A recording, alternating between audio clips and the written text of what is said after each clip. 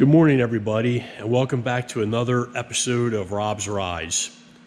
So, if you've been following along, we just completed the disassembly of a Hodaka Combat Wombat. And the parts were off at the sandblasters, getting sandblasted, and I have decided I was going to powder coat those. So anyway, next up on the lift, while I'm waiting for those parts to come back, is this 1965 BSA Lightning. I bought this from an estate where a collector had passed, unfortunately, and his wife was selling off his motorcycles. He had a rather extensive collection of motorcycles, and me and another guy bought a whole bunch of them, and I got this 65 BSA Lightning. I've always wanted a BSA Lightning for my collection, and so I have one.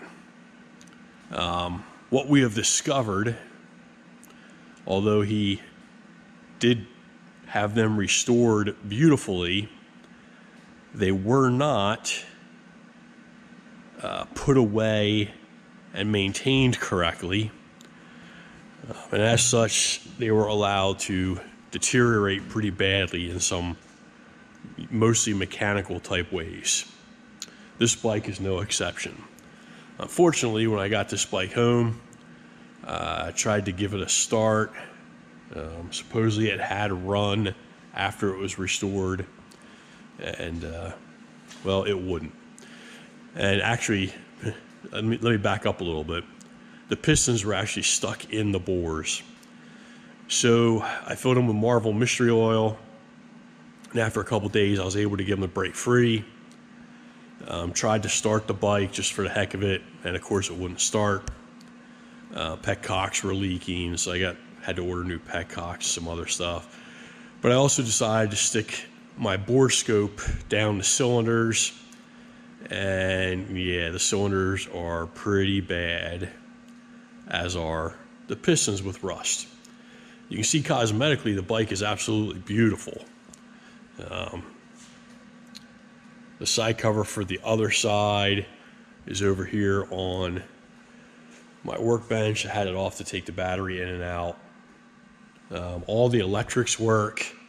I had to get a new key switch because nobody could find the key for it.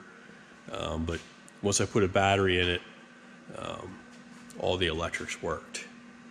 So, also for the heck of it, I did a compression test, and both cylinders are only at a whopping 50 psi, 50 pounds of compression. So we're going to pull the top end apart.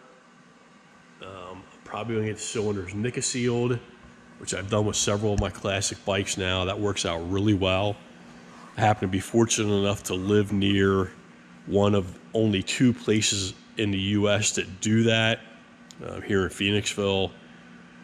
So I'm lucky enough I can have that done without having to ship the parts out. I can just drive them down there, give them to him, and he'll nickel seal them for me to whatever spec I want. So we'll put new pistons, rings, and everything in this. So 65 BSA Lightning, the very first year would have been 64.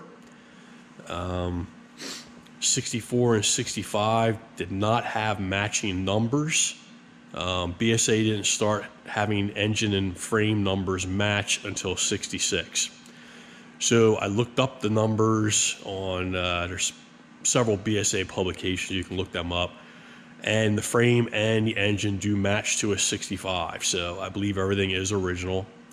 As you can see, the bike is cosmetically in very good shape, so it should be a pretty simple, easy project.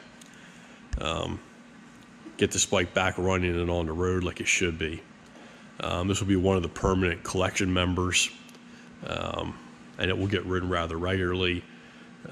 These bikes use mostly Whitworth bolts, so you'll have to, if you decide to take on a project like this, you need to make sure you have some Whitworth wrenches and sockets. Also, for the Phillips heads, if nobody has changed them out to Allens, which a lot of people do, as you can see, this one was done.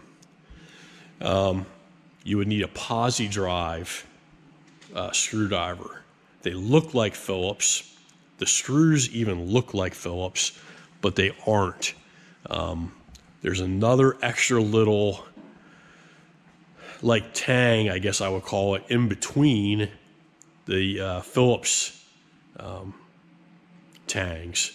They actually work really good. The posi drive screws and screwdrivers, they stop a regular Phillips and regular Phillips screw. They tend to cam out if they're too tight, and then you end up rounding off the heads. If you try to use a regular Phillips screwdriver in a posi drive screw head, you'll just ruin the screw head. So if you're going to work on one of these, there's a couple of tools you're going to have to get that you may or may not have already. But this should be a fun and interesting project. So the next video you'll see, we'll start taking this apart: seat, tank, carburetors, exhaust, all to get ready to take the head and cylinders off. All right, so nice, quick, simple one.